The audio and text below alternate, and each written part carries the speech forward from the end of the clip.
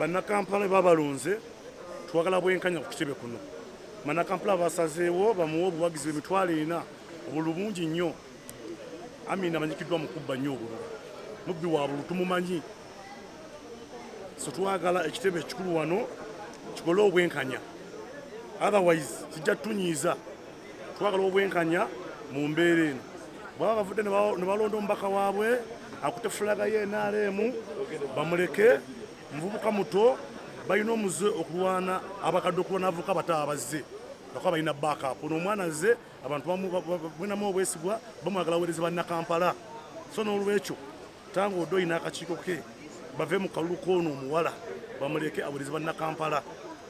Sizaako nnyo mwenna bannakampala era n'embeebaza mwebale mwenna okubeera mulungi timwasobodde okuwa akalulu Nanfuma Shamimu ly'eddoboozi lyaffe. Tetuyinza kubeera ntwawangudde divisions 4 wakati mu Central ne bagamba nti mubabidde Amina Lukanga. Ffe nga bannakampala tukyayina amaanyi n'obuwagizi n'okukkiriza mu Nanfuma Shamimu kubanga gwe tulaba yasobola yekka okutwala NRM maaso n'ewangula Kampala yasobola okusigukula Nuupu. Kunya kwange mu Kampala wano mu kalulu k'e Kampala baligisitwa be baatuwa mu kifo ky'okukola emirimu gyabwe gye balina okukola bazifuula supermarket za kuyisizamu bo bye baagala. Era bwe balaba kandidate bamugamba tuwe ssente ffe tukuyiseewo. Kati ono omwana yali ku ground nanoonya akalulu ku ground okulaba nga azza NRM mu mitima gy'abantu mu bantu bonna aba wansi. Akalulu ne kakuba bulungi naye olw'okubanga oyo ligesitwa omukyala owa NRM owa Central yeye yakola ebyo vulugu yenna kyovula twatuuka wano nga division zonna ziweereza zonna lizawutisi zonna yo owa Central yazireeta ssaawa 3 ez'ekiro nga n'ab'Ennakawa babeera ewala ab'Emakindi bonna babeera ewala bonna bazireese edda. N'olwekyo ye musuubuzi baligesitwa mubagambeko. Ekisooka amanya gange Emmanuel Nahamya. Akalulu kaffe ka NRM kabadde kalina okugenda bulungi naye tekagenze bulungi. Ekisooka abakulembeze ba NRM benyigidde nnyo mu kulonda kw'abantu. Ate abakulembeze nga abachairperson ba NRM balina okubeera neutral. Tebalina kuyingira nnyo mu kalulu bo balina okubeera neutral ne bagaidinga candidates bonna kuba babeera nga balina okubeera n'abantu bonna nga ba candidates. Bwe baba ba candidates 8 bonna ba candidates ba NRM era family yemu era babeera ba kitaabwe be balina okubeera abazadde baabwe. Naye nga ffe ewaffe ekazo chairman wa NRM yasalamu yagenda ne candidate owuwe n'agamba ono ye wange. Naffe bana NRM abalala ne tutasanyuka ne tumaliriza nga obululu bwa NRM tubuvuddemu. Era nkubira omulanga eri bekikwatako nga Secretary General wa NRM ne chairman wa pate yaffe. Tulina okulaba nti bino ebintu bugonjoddwa. Amagye tegalina kuyingira mu kalulu kaffe. Ekyokubiri bagiso tebalina kuyingira mu kalulu kaffe. Basobola okukola security, basobola okutuwa security naye tebalina kuyingira mu kulangirira kalulu kaffe. So ffe nga bana NRM bwe tuba tetugonjodde bino ebigenda mu maaso pate yaffe ejja kumaliriza nga egenze nga UPC bwe mugiraba ne DP n'ebibiina ebirala. Kuba ekibiina kyaffe president yali akizimbye nga kirina okumala at least emyaka nga 2. Kituuse ekiseera ayinza okugenda nakyo kuba tekirina musingi gwakyo ye president.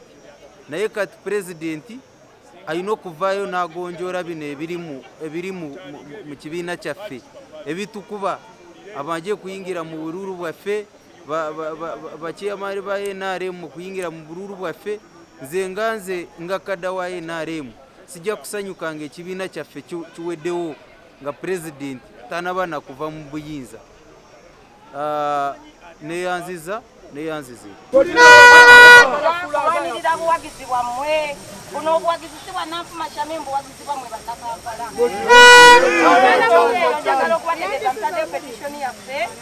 tulinde akakiiko k'ebyokulonda katudde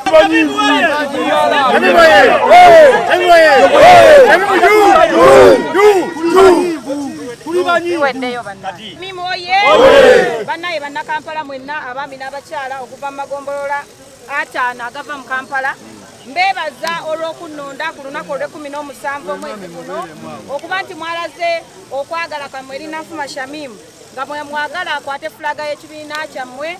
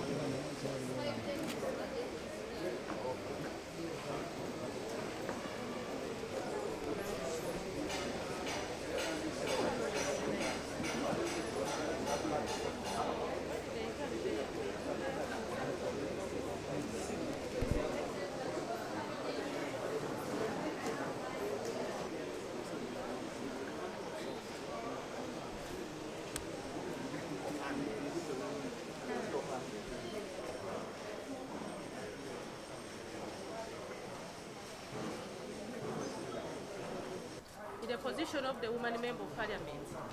Chaos came in when they were adding a sub-county called Chibale, where chaos took place, and many agents of some of us, including other aspirants, members of parliament for the women member of parliament seat, came in because they were petitions. And we went into that contestation, which took so many hours. Add it, don't add it. Add it, don't add it.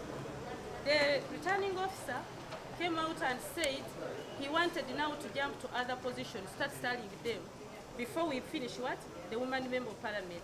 And the members refused, said we must conclude the woman member of parliament because we had spent 9 hours in the taro room.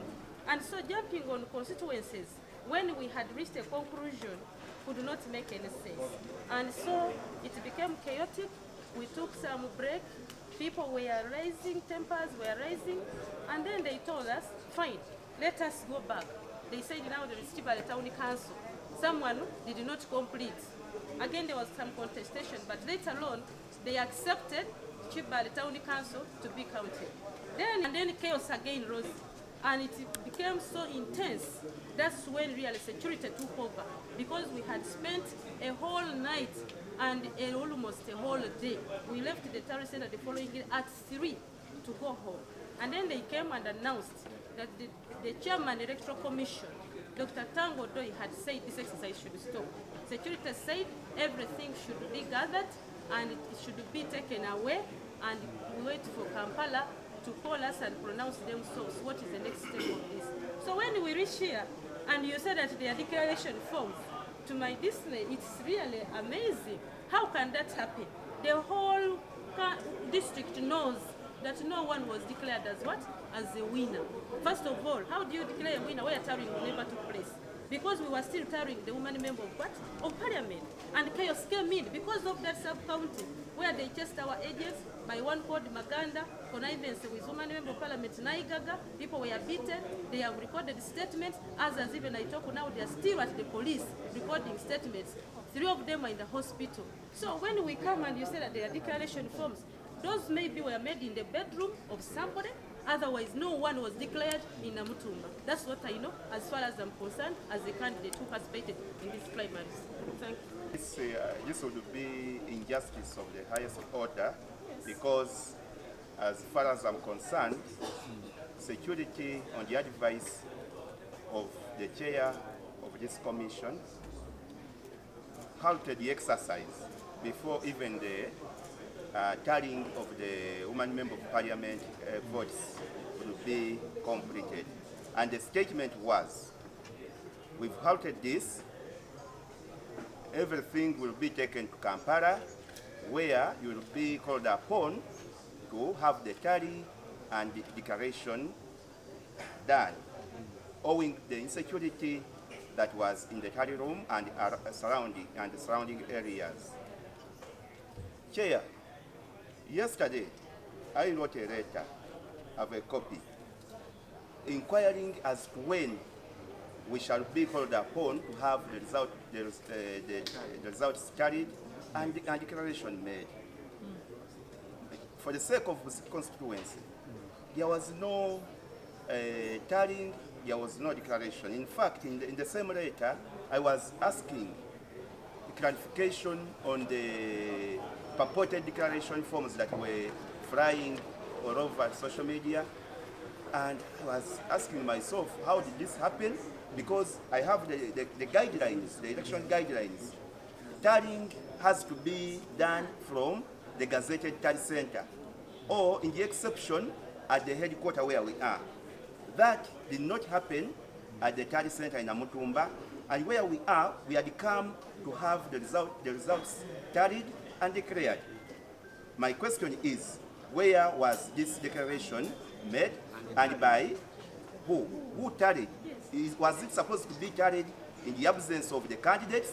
And tallying, according to the guidelines, has to be village per village, where a candidate is given an opportunity to verify the results that you have, and vis-a-vis what I have, no tallying was done. And this would be injustice of the highest order.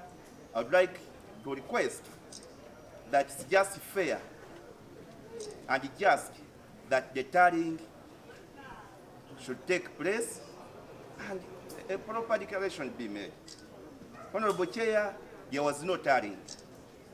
There was no tallying. Whatever declarations that you may be having on table, if we subject the author to cross-examination, the truth will come out that there was no tallying. So we should be given an opportunity to be heard, not to decide our fate in our absence. Kibale sub-county, he had cancelled Kibale sub-county. And when he realized at the end that the candidates, without that he is interested in, without that sub-county will not go through, he was insisting that we add that sub-county. And that is what brought the chaos. Kibale sub-county. Kibale sub-county. Yes, Kibale sub-county. And at the end of the tallying of the 19 sub-counties, I was winning the election. And what was remaining is declaration, which failed. My name is Natita Betty. Natita Betty. She's a candidate.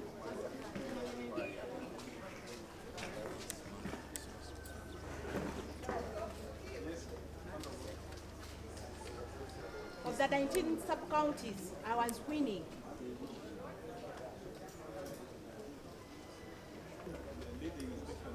Okay, I was leading. So the only thing remaining was just announcing, just declaring that Natita Betty is the winner of the election, which failed by that very registrar. So that is where we ended. We tarried there for 9 hours, more than 9 actually, waiting for that very thing, because all of us, the candidates, said that, well, let us first finish the position of the woman member of parliament before we go on to another position.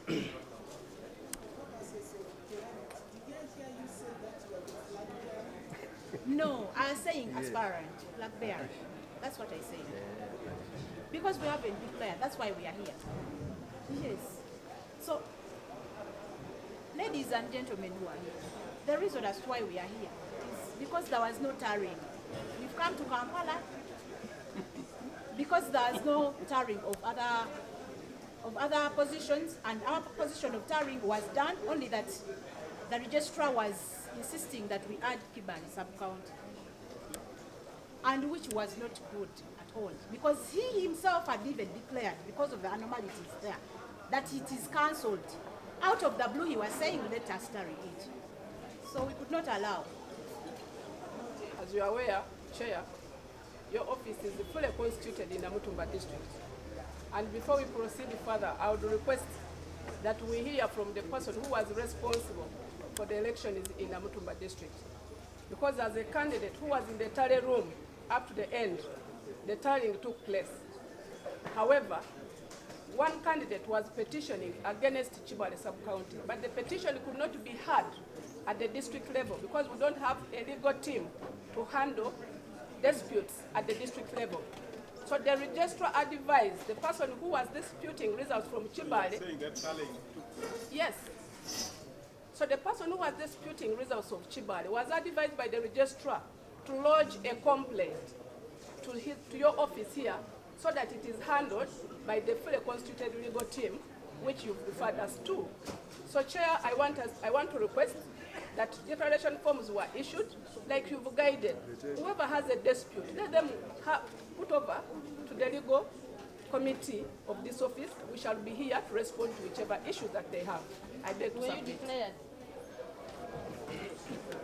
Yeah. One member of parliament, that's fine.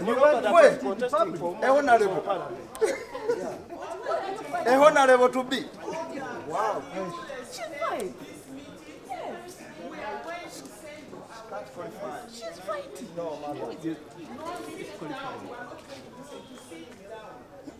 Tallied. No constituency was tallied. Bosike was not tallied. Bokono was not what? Tallied. And Bosike North was not tallied. We had started on only one position. That is for the women member of parliament. But constituency member of parliament. Nothing was started. Chaos started when we are still adding what? Women member of parliament. So when they wanted to now change to other constituencies to tally, people refused, said we let's first conclude on this what? Issue of women member of parliament. So my humble submission and prayer is, can we have these constituencies that were not tallied? That's my humble prayer.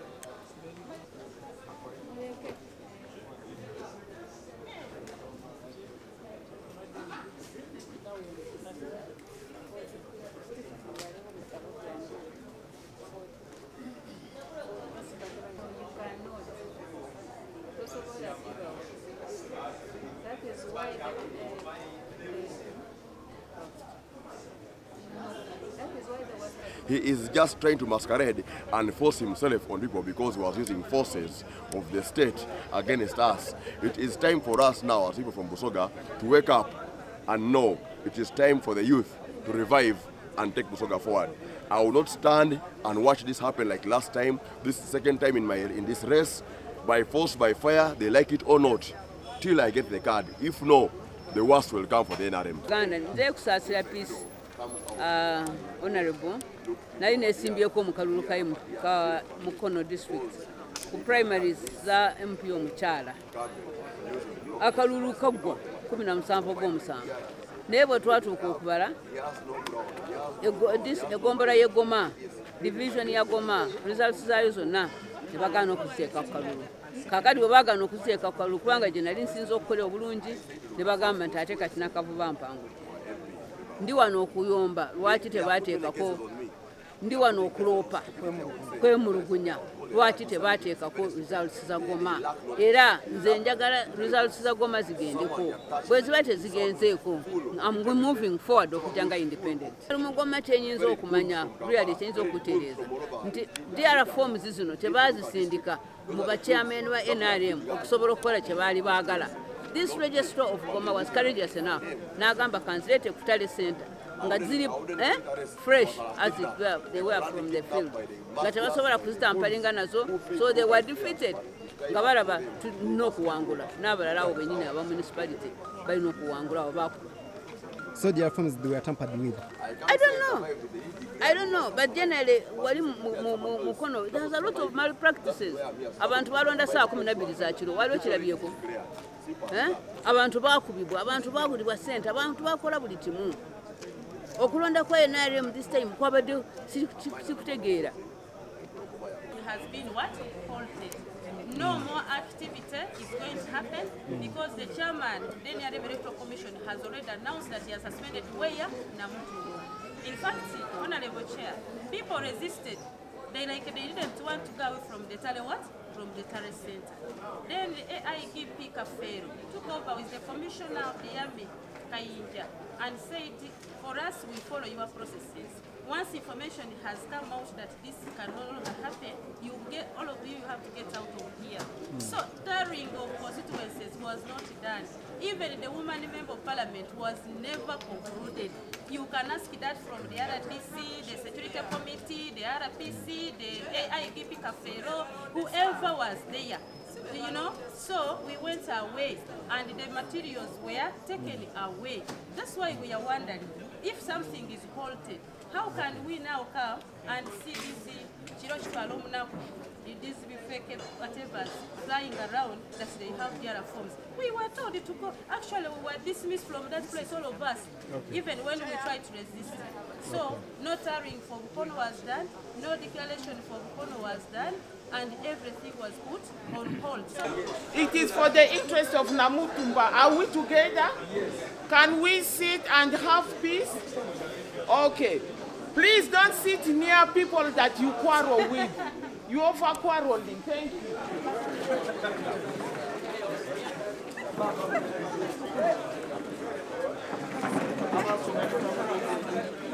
One of my opponents, one Maganda, was caught red-handed with about, their forms and altering results. And he was arrested by the police, which were doing the patrolling around.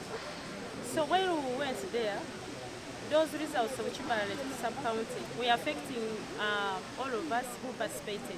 Because where chaos has erupted, those results cannot be included. But that came when they were still handling the woman member of parliament.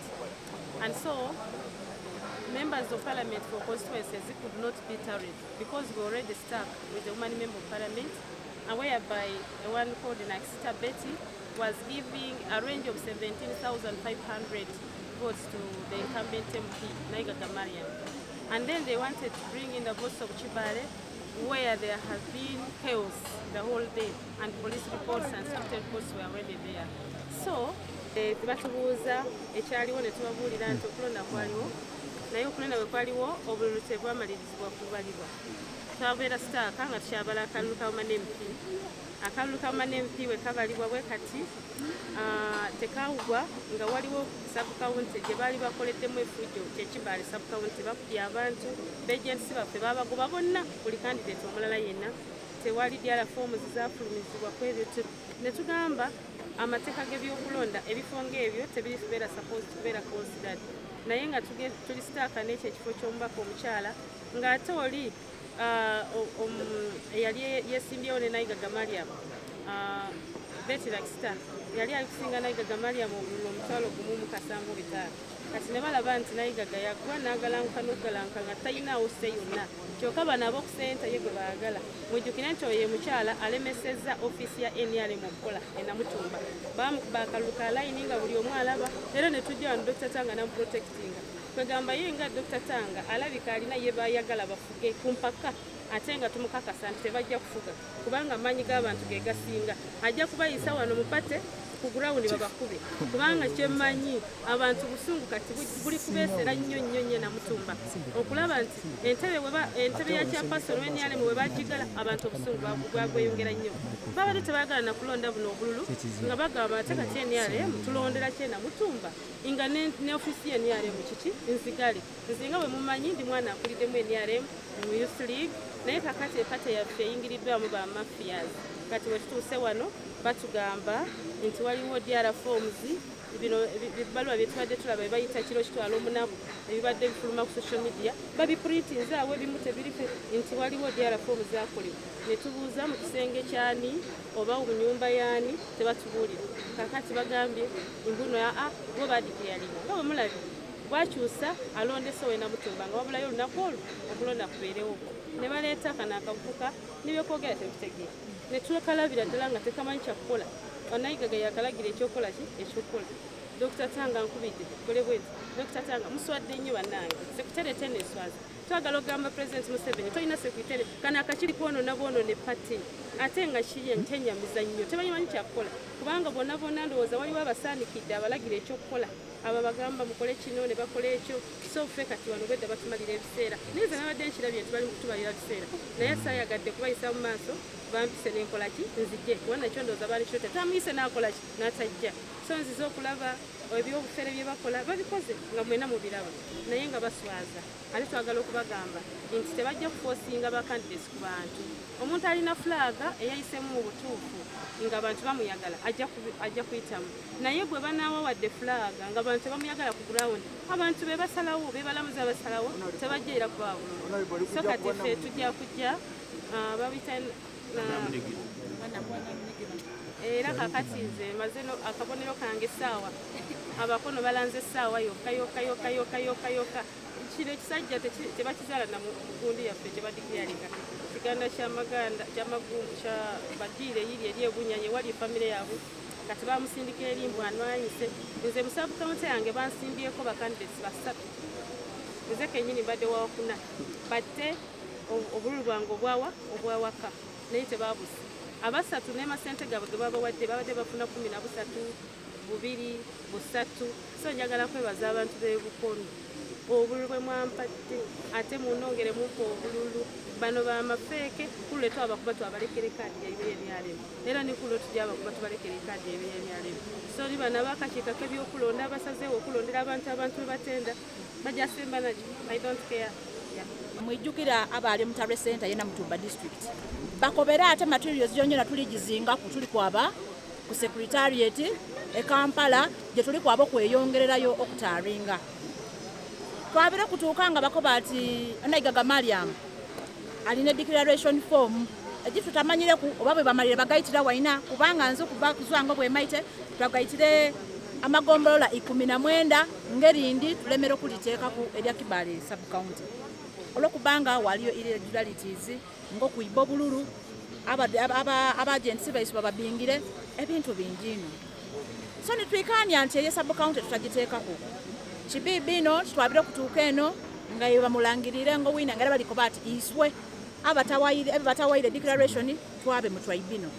Ntaka okobera abantu bena Mutumba district nti ekibiina kiwaire mwensa ekibiina tukikoleire muntu wa wansi mazima justice okubya ebituukana okubya obululu ndikubeegemba ate ntako bakobera nti nemwalonda ba 5 tibaliko abakubalanga musinga ko kuti America kubanga Tang Odoi ni yabe Kampala nalagire yane yabita kisinga ko kuti America abantu mutalonda akabiri kwiza kubanga era byabba bebimo nditako kubakubirizya abataka banange okusokera kimo kubesi okubasiima nti mwebalo bululo bunjo bwe mwampaire ate nimwe irobozi lye na Mutumba eche mutataka ndiba kutira nti mutaira mukuganya buli omo wali ataira mukuganya waire buganye muntu kutuukirira bantu kutuuka kutulimba ndikwiza independent era ndisa abantu bululu kubuno bunjo bwe mwampaire twongere kubwongere omali amabulo wabitira kuwa Banna Nrm na Mutumba district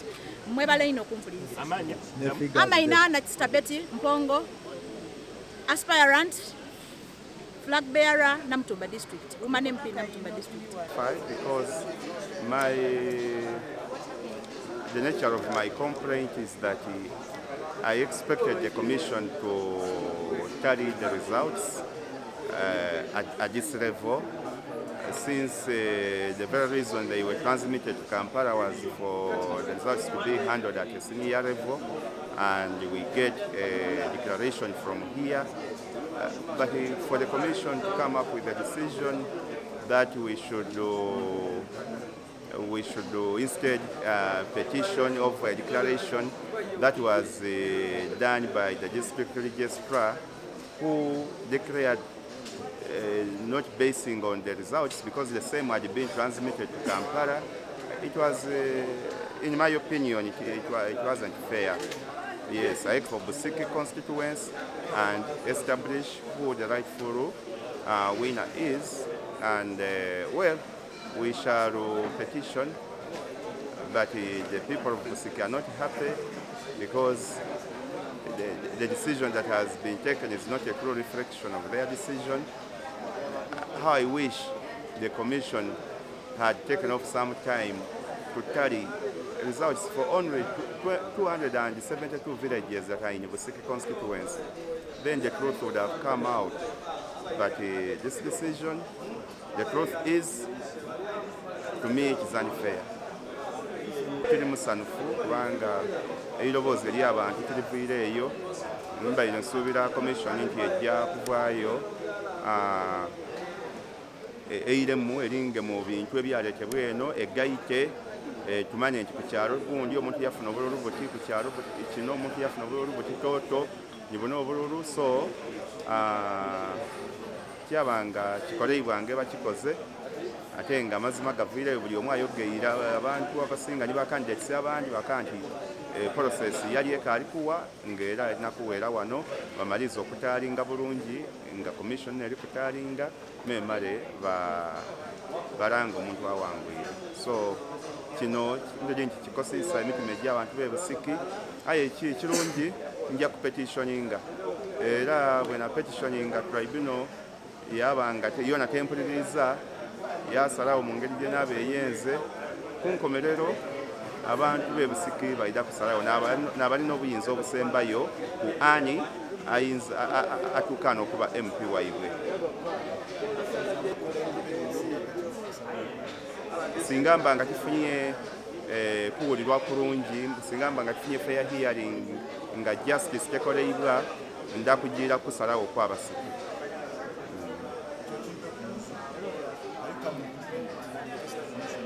In case I fail to get justice, in case I'm not heard, in case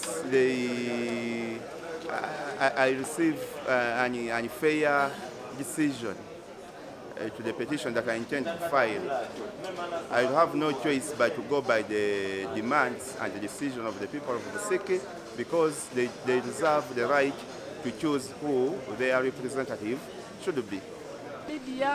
So twagala okwebaza ow'ekitiibwa Tang Odoi atwala ekitebe kino n'ettiimu ye yonna omuli Honorable Omach akulidde okuwuliriza ku kwemulugunya kwaffe olwaleero nti mutukoze bulungi nnyo kino kitwongera amaanyi ng'abawagizi ba NRM okusingira ddala ab'e Namutumba kubanga Namutumba yasinga okuba Pulezidenti Museveni akalulu mu Busoga mu kisanja ekiwedde era njagala omwashuwaringa ne famire ya NRM yonna nti ku luno Museveni agenda kukola bulungi nnyo ne bafulaga beera ffenna mu pate ya NRM kubanga kwe tuyimiridde kwe tutambulidde obulamu bwaffe bwonna. Thank you very much. Ate era abaire asaba kaadi ku pate ya NRM okwiramu okusaba akalulu akali kwida mu mwezi gwa January. So nenda okwebaza abantu b'e Namutumba neera nti mwebale kunenda mwebale kundikirikizaamu nze nemerezaawo pate ya NRM emyaka gye mbaire mu bukulembeze bwonna ezira kyentakolere pate ng'otaireku nti naawe abachallenges ng'obuyambi bubiri okwidda ku headquarters mbaire ntaawo ng'omuntu so pate yakoze bulungi n'okunsasula nenongera ekisande ekyokusatu tudde wano olwaleero ku kitebe kya NRM ng'eriyo bye muyide nga mubona ku social media abantu baire boogera ebigambo bingi ayo idi social media tinesalawo buli kimu kiri ku emitendera gye kitambuliraku akalulu ka NRM kalina amateeka agaatuweebwa nga ife abasimbaawo era abasinga ge tubaire tutambuliraku so abantu abo babaye n'okwemulugunya batwese wano ekitebe kyasalawo nti okwemulugunya kwaibwe bakutwale mu kakiiko akaba n'amateeka wano kwongera obyekenneenya aye kati nga bwe twemereire ife abalina flag nife abakadirina ninza alina flag y'ekifo ky'omubaka omukyala wa Namutumba district era nkakasibwa wano ku kitebe kya NRM okutandika okunoonya akalulu nga ntandika n'aka muzeeyi His Excellency Yoweri Kaguta Museveni so nenda okuba abantu b'e Namutumba nti ndi kuyireka emivuyo egibairewo gye mubaire muwulira mu social media mu radio ife wano we tutoola amazima ti ku social media ti weya so nenda okubeebaza abantu mwena abeemerere niife nti kino kyona kiweire twire kufeezeeraku okusobola okunoonya akalulu n'okwetereza akasembayo akajjootoola abantu bano mu social media neyanziza Ugandans, my concern is why is it that the Busiki constituency is becoming a problem in NRM party? Do we have the rules and the regulations that governs our party? If the rules are there, let discipline these two people, Akamapo and Waisha Joel. Because during our campaign, we had a joint convoy, that is joint campaign. But during that process, we are nowhere to be seen. So we want the NRM party to call those people because all the saga is coming from those two. Grabbing, they are unethical, they don't follow the procedures and the rules. That one is out.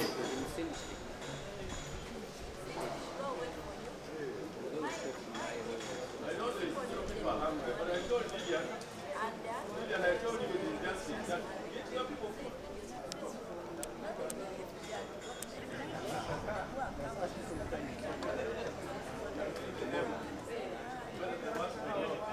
Ssentebe. Erinnya Nanfuma Shamim. Ninako CNN yaffe. Kweli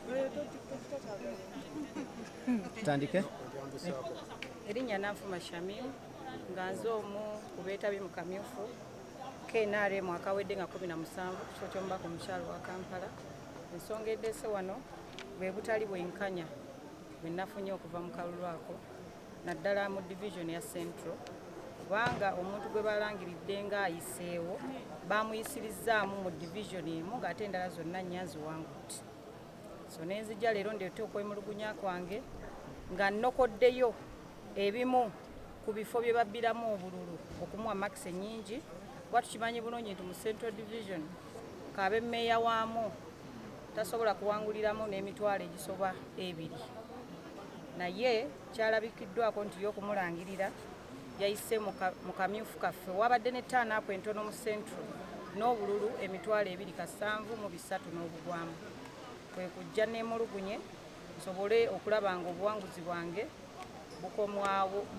bukomezebwawo erinze kuba bannakampala balonze nze okubakwatira bendera y'ekibiina ku kifo ekyo. Weyogeddeko n'akakiiko k'ebyokulonda mu kafubo kati ng'ofayiringa petition of course olina okufuna lawyer. Nafunye balooya bensuubira okuba nti balungi nnyo abagenda okubeera ku musango guno. Akakiiko kikakola kwe ku receiving complaint tekalina kyekoogera kirala katulinde tuwulire we batuyitira then tutandikirawo. Okujja kwange ekisookera ddala nze ng'omuntu njagala okuweereza bannakampala aye ne bannakampala ne bandaga okwagala okungi nti bantaddemu obwesige nze mbeera omukiise waabwe mu parliament sobole okutuusa eddoboozi lyabwe. Singa akakiiko kano kavaayo ba ne katatuyita ngenda kusobola okulaba nga nfuna embeera yonna oba omuwatwa gwonna gwe nkomawo okulaba nga mpeereza abantu bange.